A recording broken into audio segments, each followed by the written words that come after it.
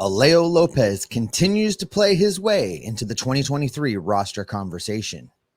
Graham Ashcraft makes his return, but so does our long-lost friend Connor Overton.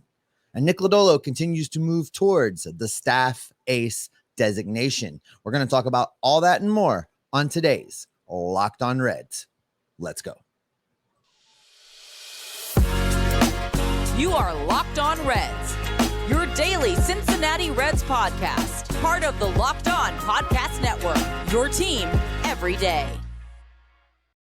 You are Locked On Reds. Thanks for making Locked On Reds your first listen of the day. We are part of the Locked On Podcast Network, and we are free and available on all podcasting platforms, including YouTube. I'm your host, Stephen Offenbaker. Jeff Carr has the week off. He is out, so it is me and you.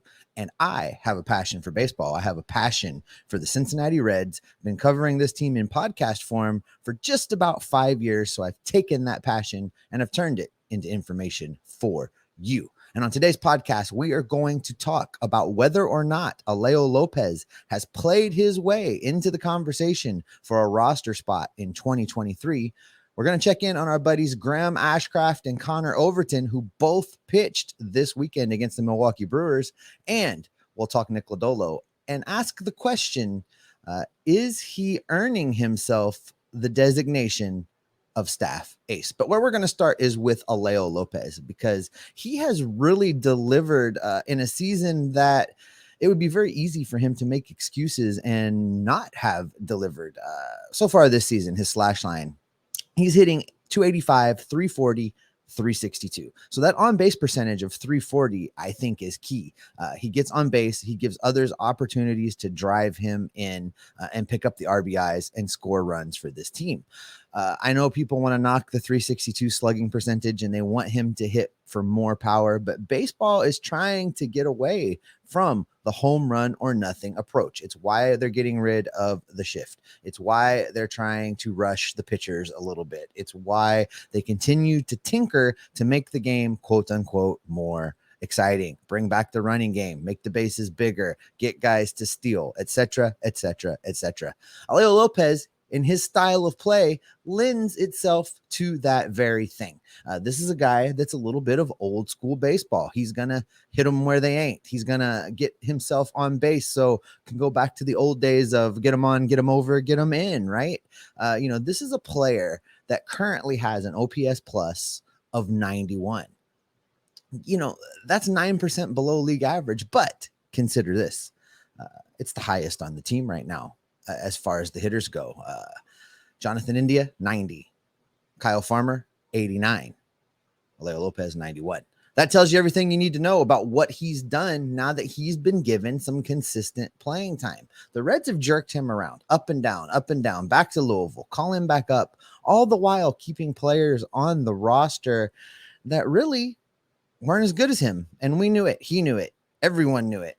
I don't exactly understand what it was about Alejo Lopez that the Reds didn't feel like he was ready to be on the roster. And it's a little bit disappointing because, this is a guy that I have hyped since well into last season. I really felt like the Reds needed to give him an opportunity to show what he can do. And here's one of the exciting things about what Alejo Lopez's game brings. He's a switch hitter.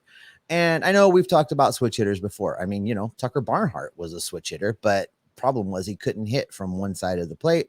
Some would argue couldn't hit from both sides of the plate on some days, but he definitely struggled when he switched sides. And ultimately it led to him just being a right-handed hitter and giving up batting lefty. But Alejo Lopez is not like that. His splits are pretty even. His on-base percentage over 300, both from the right and the left side of the plate. And I think that what that does is it makes him all the more valuable because you can spot start him to give a guy a day off. no matter who's pitching. You don't have to worry about it being a righty versus a lefty on the mound. You can use him as a pinch hitter. You can use him as a substitution when you need to, and not really have to worry about playing the matchups so much. So I think that is just another layer of what he's bringing to the game and what he's bringing to the table for the Reds in order to really, cement a spot in the conversation for 2023. Now, I'm not saying that he's locked that down, and there are some variables that are going to factor into that. What we still don't know is how many of the youngsters down in the minor league system, the highly ranked prospects, what their progression is going to look like in the offseason, who's going to be vying for roster spots and at what position. We don't know any of that. But what we do know is Alejo Lopez can play all over the infield, apparently including not a very good pitcher, but, he pitched the other night, position player pitching moment. But he's shown value. We don't know when Matt McLain's coming up. We don't know when, Marte is going to be promoted to Cincinnati. It's still probably a couple years away. We don't know how exactly that's going to shape out. So for 2023, I think that Alejo Lopez, going into spring training, when they go to Goodyear in February, I think that Alejo Lopez definitely has to be in the conversation to be your super utility type guy. Now, we've tried to put that label on others. We've talked about it being Kyle Farmer. We've talked about it being, potentially maybe they, bring Matt Reynolds back, team friendly cost for a super utility role. Not quite sure how that's going to play out, but this is what I know. Alejo Lopez is delivering at the same level, and he's going to be playing for the league minimum, which, as we all know, that appeals to Bob Castellini very, very much. So for me, I would like to see Alejo Lopez be given strong consideration. I want him to get tons of playing time out in Goodyear next February and March in order to prove himself, in order to be part of this roster, because he's done all of these things while shuttling back and forth between the majors and the minors in situations that really, let's face it, would discourage most people. So Alejo Lopez has earned the right to be in that conversation. And then let's just hope that the Reds stop jerking him around when we reach spring training in February. Listen, this weekend, Graham Ashcraft, he pitched for the Reds in Cincinnati, and he was joined by a long lost friend. That's coming up in just a bit. But before we get to that, I need to burst some bubbles, put some fear in some people's heart, because the holidays, they are a-coming. They are going to be here before we know it. And if you're running a small business, you know how important it is to get yourself set for the holidays. And believe it or not, they're going to be here before you know it. And LinkedIn can help you get your people on your team to help your small business fire on all cylinders. LinkedIn Jobs is here to make it easier to find the people you want to talk to faster and for free. You can create a job post in minutes on LinkedIn Jobs to reach your network and beyond to the world's largest professional network of over 810 million people. Then you add your job and the purple hiring frame to your LinkedIn profile to spread the word that you're hiring, so your network can help you find the right people to hire. Simple tools like screening questions make it easy to focus on candidates with just the right skills and experience, so you can quickly prioritize who you'd like to interview and hire. It's why small businesses rate LinkedIn Jobs #1 in delivering quality hires versus leading competitors. LinkedIn Jobs helps you find the candidates you want to talk to faster. Did you know that every week, nearly 40 million job seekers visit LinkedIn? Post your job for free at linkedin.com/lockedonmlb. That's linkedin.com/lockedonmlb to post your job for free. Terms and conditions, they do apply. Coming up tomorrow, we are going to talk about today's game with the mighty Pirates of Pittsburgh. And we go to war. But I'll explain that tomorrow. If you watched the Reds over the weekend, I know many of you did, just like me. You saw that Graham Ashcraft pitched for the Reds. He was on the mound in Cincinnati against the Milwaukee Brewers. Not a great stat line.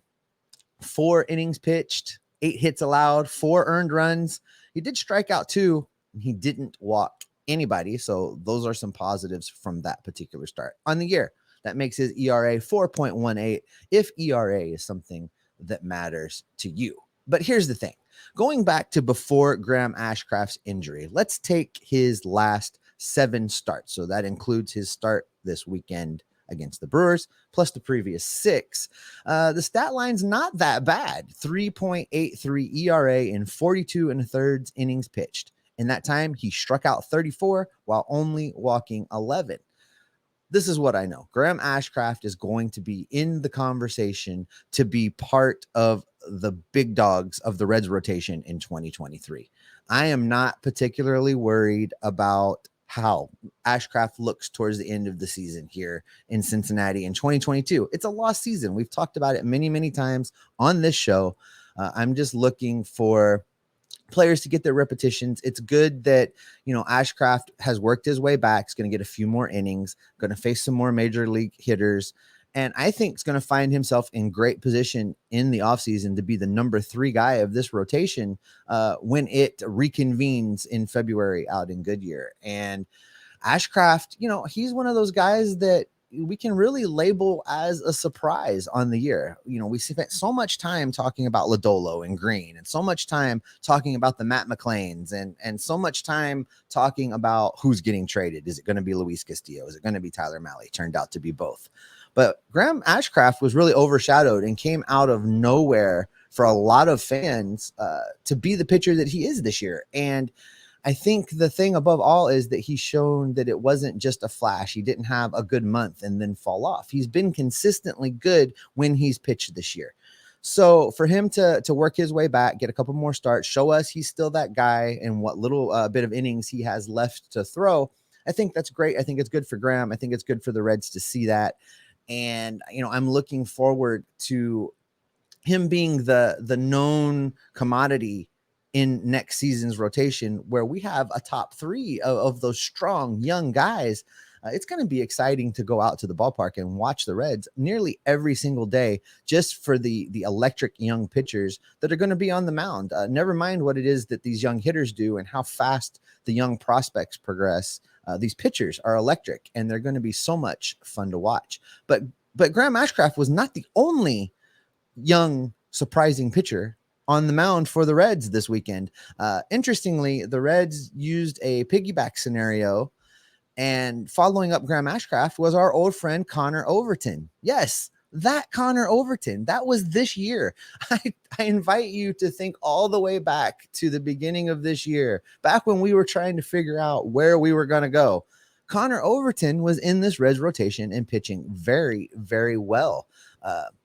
This is a season where he started out on fire for the Reds. Wrapping up 2022, I think it's realistic to say that the Reds probably keep him out there in the bullpen, use him in a piggyback scenario, get him some relief innings, because that's probably where he projects to start the year in 2023. I don't think we're going to realistically talk about him being in this rotation to open the season. But as we all know, you need 6, 7, 8 starting pitchers in Major League Baseball nowadays to make it through a season, because God knows the Reds have showed us this year, if you don't have depth, you are in trouble. So for Overton, I think that it's going to be kind of a scenario where he looks to do good work, strike guys out. He'll probably be pitching out of the bullpen, and he'll be waiting for opportunity to present itself. He'll be waiting for someone to get hurt, really. But I think he'll be ready to go. I look for the Reds to use him kind of in a long relief role in those middle innings, just immediately after the starter goes out. So, multiple inning appearances, pitching the 6th and the 7th, pitching part of the 6th, 7th into the 8th. I think that'd be a great role for Connor Overton. Keep him stretched out a little bit, keep him working multiple innings, long periods of time, keep him positioned to be the fill-in starter whenever you need one. So for me, Graham Ashcraft, Hunter Greene, Nick Lodolo, those are going to be the big dogs of the rotation. Overton's going to be waiting in the wings, and we never know. The rest of these pitchers, like Stout, like Williamson, like Connor Phillips, These guys are going to continue to develop, and they're going to be fighting for spots too.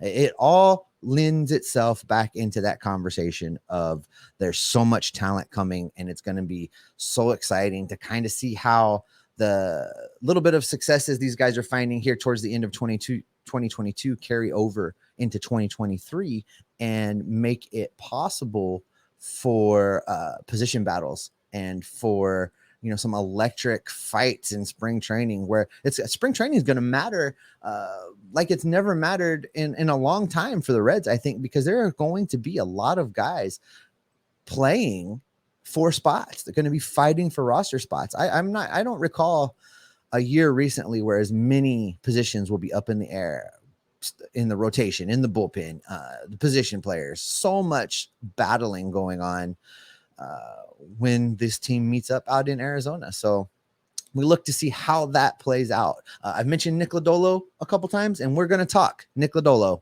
next.